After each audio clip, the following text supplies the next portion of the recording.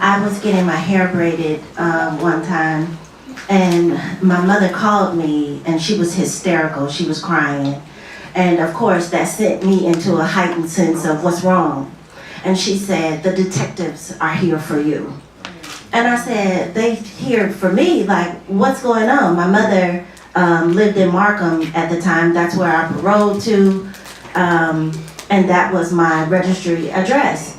So I said, well, what do they want? Because really, for the first time in my life, I was still on the registry, but I just felt like they ain't got nothing on me. Like, I'm doing everything that I'm supposed to do. I know where I'm at. I know where I've been. Nobody can say anything. Unfortunately, there was a young woman who had been murdered in Midlothian, and her body was found in between Harvey and Markham. So the detectives came to my mom's house and said, your daughter is on the registry and we get to question her. And my mother was at the police station with me the night that I was tortured. They arrested my mother that same night and said, if I don't sign this narrative, because it's never a confession, I hope y'all know that. It's a narrative. So they said if I did not sign that narrative, that they were going to incarcerate my mother. They opened up the interrogation room and my mother had handcuffs on, so I said, I'll sign it, I'll sign it.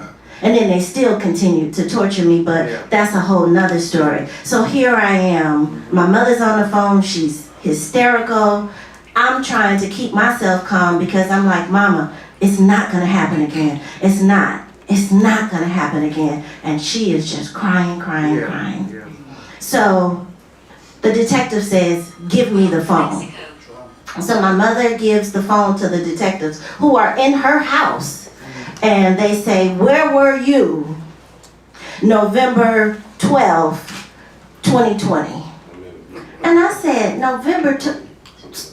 how am I supposed to know where was I at? We're talking about this was 22. This just happened last year. I said, I don't know where I was at November 20th, 2020. I said, but wait a minute. What I do know is that it was COVID. So it wasn't nobody know damn where. All of us was in the house. It was COVID. So I can hear my mother in the background. And she's just crying. So I said, what are you, why are you asking me these questions anyway?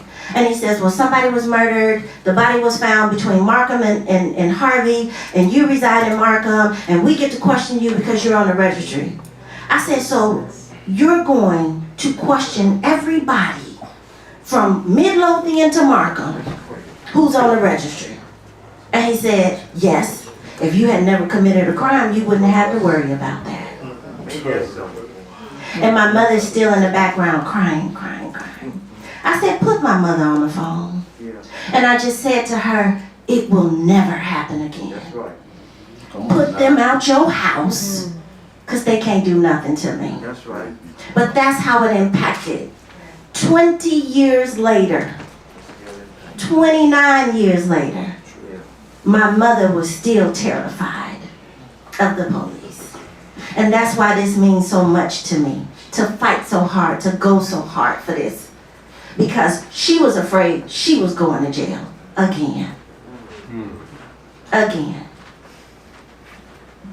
So that is my personal story of how this murder registry impacts our family.